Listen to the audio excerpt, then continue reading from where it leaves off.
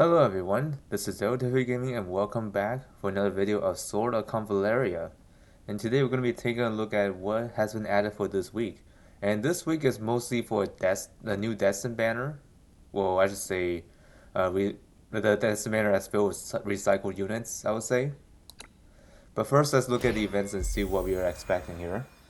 So anyways, the Elysium Feast is still active right now until the 12th of August, which is plenty of time from now. And we also have the returning special skin of Barrel. Kind of brings back the nostalgia of like what we had previously. So I personally already got the skin, so no point of getting this again. But however, since I already got it, I can choose another reward. As you can see here. So yeah, since I already got her, there's no point of getting her again. So let's claim this. So yeah, so if you happen to have Barrow's skin already that you saw here, you cannot get it again, which makes sense. I'm not gonna pull for this because there's no point. And we also have Treasure Rush active right now, so you have the Terra Residual and also Radiant Forging have one extra daily reward chance. So yeah, grind away for additional rewards.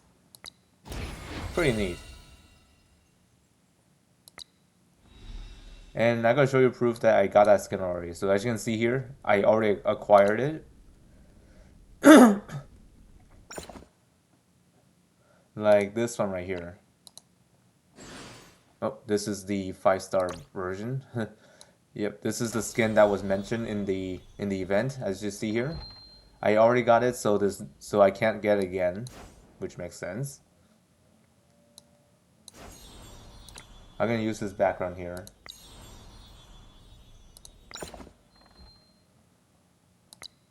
And by the way, skins don't usually affect gameplay, so if you don't care about the skins, that's totally fine. But it's nice to those players who have missed it previously. So now it's confirmed that those skins will return at some point. They're not there as like a FOMO like thing. So yeah, it's not like that. So they'll come back eventually. So that's good news. Let's see what's new in the shop. Maybe there's not much important things here.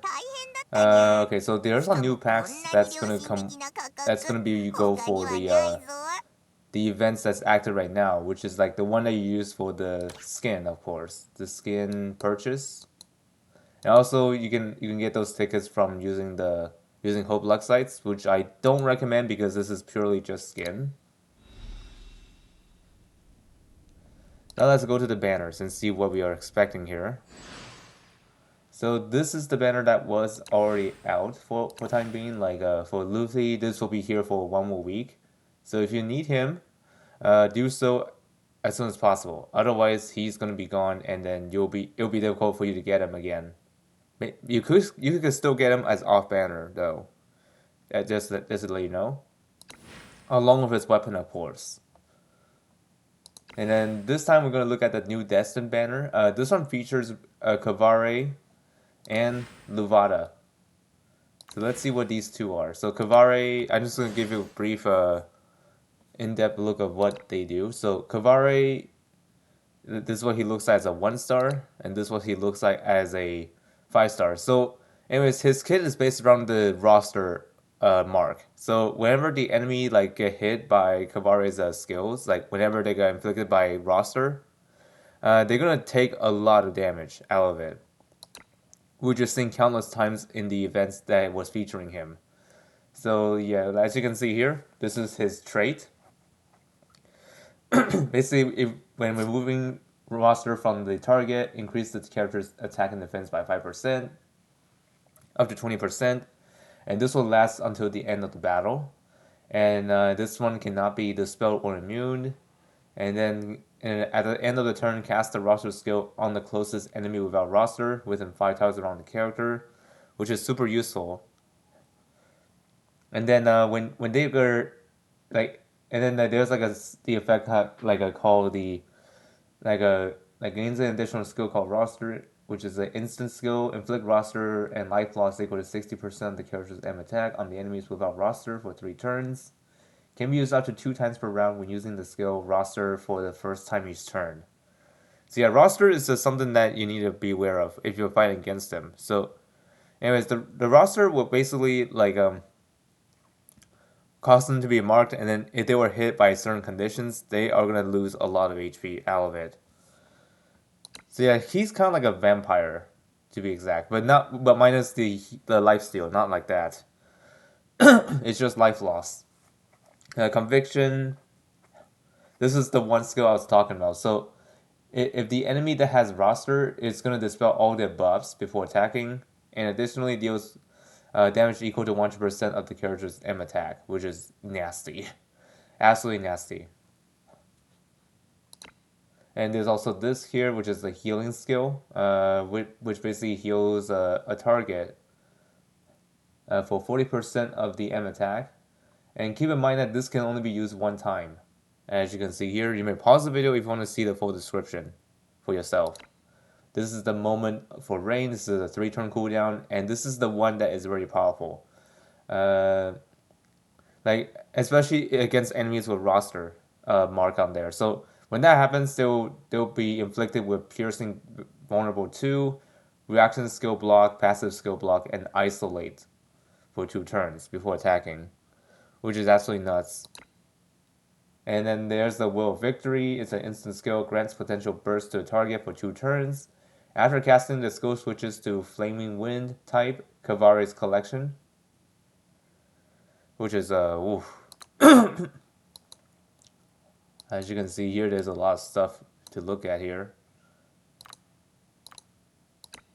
And finally, we got Sanctuary Emblem. This is the reaction skill. After being hit by an AoE attack, grants all allies within 2 tiles of the character a shield corresponding to the damage type. The shield value equal to 30% of the caster's HP, and this will last for 2 turns. The shield of each type can be triggered up to 1 time per battle. When the character has a shield, damage taken is reduced by 10%. Pretty neat. And Kvare is part of the area, Night Crimson, and Fortitude. And finally, let's look at Luvata, the mage, which is I believe she is the master of like barrel, if I remember correctly. Oh yeah, I forgot. Kvare is a destroyer class, while Luvata is a breaker class. So let's see what Luvata is about. So Luvata has a unique trait for Kit. So like basically this will affect everybody on your team. So like the usually when you walk on the scorched tiles or fire tiles, you will get stopped or interrupted. But as long as she's alive on the field, she's gonna give everybody on your team burning tile immunity. So that means if you walk on it, it won't affect you, which is absolutely huge for traversal on terrain that's you wouldn't be able to traverse on. So anyways, Firebird and Nirvana, which is her trait, increases M attack up by 20% when dealing crit damage. And this will inflict 1 stack of ignition on the target, and this will last for 2 turns, and this can be triggered up to 4 times per round. After casting fire skills, the character gains crit 3 up and crit damage 3 up for 2 turns. Yep, that is pretty strong if you think about it. And like I mentioned earlier, she grants all allies immunity to burns and also ignition as well, which is huge. And let's see what this skill is a class skill. Fiery Wings Nirvana in Flames. This is a 5 cost NRG. And this will select a random enemy within 2 tiles of the target tile and attack 6 times. Each attack deals 20% AoE damage to all enemies within 1 tile of the target range. And the first 3 attacks inflict Scorch for 2 turns. After dealing damage, if there is a burning tile within 2 tiles of the initially selected target tile, absorbs it and additionally inflicts 1 stack of ignition for 2 turns after the first 3 attack deal damage. Man, that sounds pretty nasty.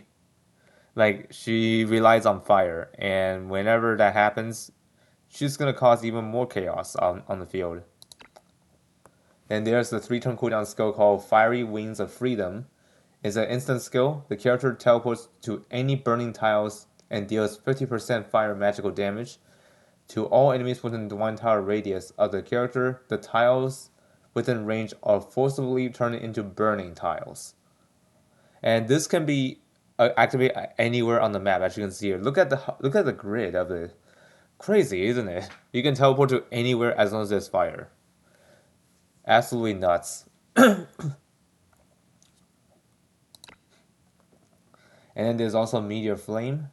Select a target tile. If there's no burning tile within 3 tiles of the target, deal 70% fire AoE damage to all enemies within range and forcibly turn the center tile and the tiles in the 1 tile radius into burning. If there's a burning tile, increases the damage of all enemies within range to 140% and absorbs the burning tile. So yeah, if there's a burning tile in the middle of the target that you're selecting, it's gonna deal double the amount of damage. Like, holy, good luck surviving that. Because the chance of that happening is like slim to none. Next up, we got Leaping Flames. It's a passive skill. When attacking an enemy with Scorch, crit increased by 20%. When attacking an enemy with Ignition, crit damage increased by 20%. Upon defeating an enemy with Scorch, deal 60% fire AoE damage to all enemies within 2 tiles of the target, and inflicts Ignition for 2 turns. Yeah, okay, yeah, she really likes fire, doesn't she? And finally, we got the Rivet skill, which is a 4-turn cooldown. It's a debuff. It's an instant skill. Transform the target into a cursed frog for 1 turn. The target will return to normal at the start of the following turn. Oh my goodness.